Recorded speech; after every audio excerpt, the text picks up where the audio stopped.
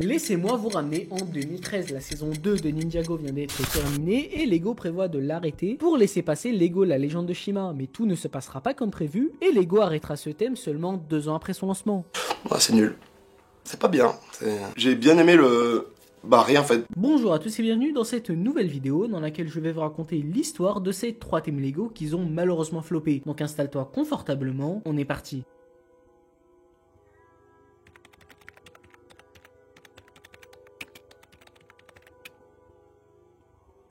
La saison 1 commence par l'attaque de Krager, le prince crocodile qui décide de s'emparer du Chi. À la suite du vol du Chi, Krager perd ses parents dans une bataille et devient le roi de la tribu des crocodiles. Sa sœur Crawler utilise des plantes persuasives pour le forcer à faire tout ce qu'elle veut. Son ancien meilleur ami, le prince Laval de la tribu des lions, qui est le personnage principal de la série, devient son pire ennemi. Ainsi, une terrible guerre éclate entre les 8 tribus animales au sujet du puissant Chi, et donc lors de la bataille finale, Crawler n'étant plus sous le contrôle de sa sœur, aide Laval, et il est donc racheté et s'excuse pour tout ce qu'il a fait. À la suite de cette première saison, on aura le droit à une suite seulement 4 mois plus tard qui sera tout aussi bien reçue. Et donc seulement 5 mois après cette deuxième saison, Lego nous dévoile la troisième saison qui, elle, sera considérée comme la suite de trop. Dans cette saison finale, alors que la menace des anciennes tribus de chasseurs émerge, les héros de Shima doivent trouver les légendaires tribus de feu et débloquer le nouveau pouvoir du Chi de feu pour empêcher les tribus de chasseurs de geler tout Shima. Les héros commencent leur quête et finissent par trouver les Neufels de feu. Grâce à cela, les terres ne sont plus couverts de glace, les tribus de chasseurs sont pardonnées pour leurs actes et Shima devient une terre paisible. Et ainsi se conclut l'épopée de la légende de Shima. Mais donc pourquoi cette série si prometteuse avec tant de spectateurs a floppé? Pendant mes recherches, j'ai énormément galéré pour trouver cette raison si secrète. Donc pour me soutenir, n'hésite pas à liker et bien sûr t'abonner parce que vous êtes encore trop à regarder mes vidéos mais à ne pas être abonné. Allez, je te laisse faire, sinon on retourne à la vidéo. Donc j'ai réussi à me procurer un rapport annuel de 2013 et heureusement je n'ai pas eu à le lire en entier car quelqu'un l'avait déjà fait pour moi et donc je vais vous lire mon résumé de son résumé qui est franchement super intéressant. Depuis un certain temps, les Lego ont ce genre de thèmes comme Exoforce, Bionicle ou encore Ninjago.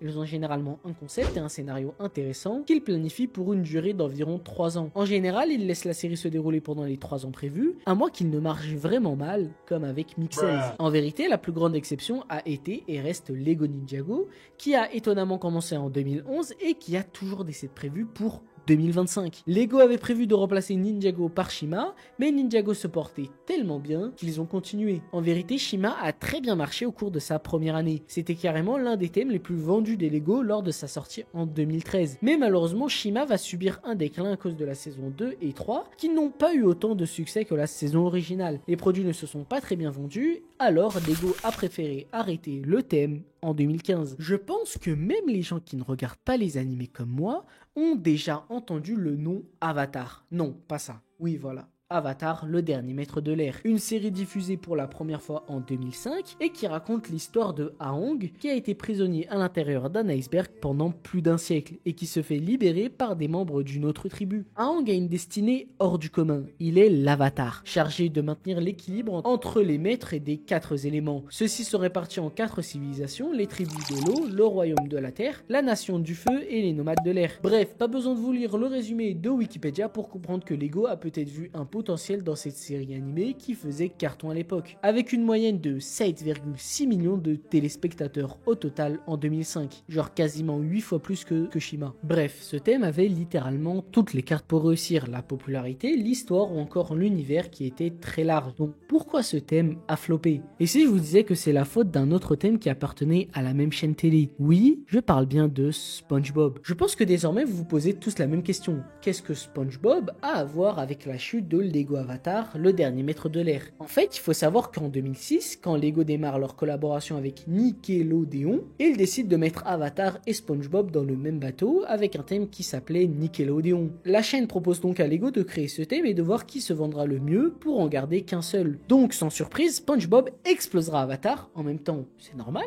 Avatar était encore nouveau, la série n'avait qu'1 an, contrairement à SpongeBob qui, elle, avait déjà plus de 5 ans. Et pour ceux qui demandent, oui, c'est extrêmement injuste pour le thème Lego Avatar, le dernier maître de l'air, mais il faut pas se mentir, Lego n'était pas à leur prime en 2006.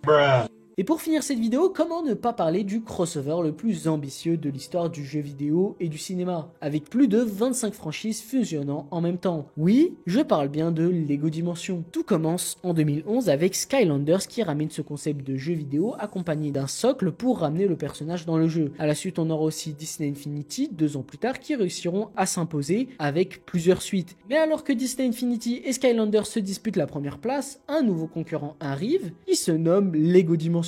Un premier trailer est diffusé dans lequel on nous tease déjà une belle équipe originale avec Gandalf, Batman et Cool Tag. Mais Lego ne s'arrête pas là et propose plusieurs autres packs à acheter, en plus avec des personnages d'autres franchises comme Bart des Simpsons, Kragger de Shima ou encore Gollum du Seigneur des Anneaux. Bref, Lego révélera 28 personnages à collectionner lors de la première année sous différents styles de packs, comme les Team Packs, les Fun Packs ou encore les Level Packs. Donc le jeu a été bien accueilli par le peu de gens qui l'avaient, les blagues restaient toujours aussi marrantes, les boss de fin de niveau étaient cool, bref, le jeu avait vraiment plu aux fans. Et maintenant vous allez me dire pourquoi peu de gens avaient ce jeu.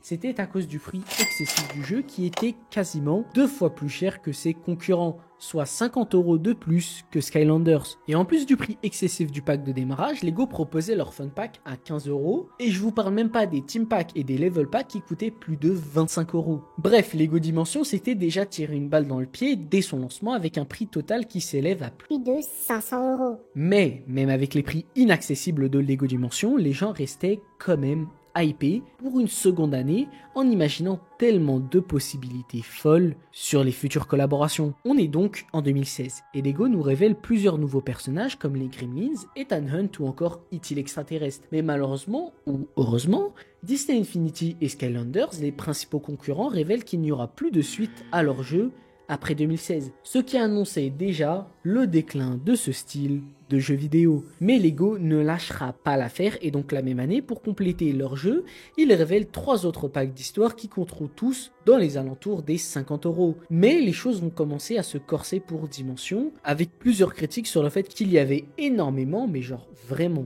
beaucoup, de téléchargements à faire. En fait, pour chaque Fun Pack, Team Pack ou Level Pack qu'on achetait, il fallait une mise à jour, donc je vous laisse imaginer le temps d'attente insoutenable que les joueurs devaient subir à chaque achat. Donc en 2017, l'année 3 de Lego Dimension commence, et elle commence très mal.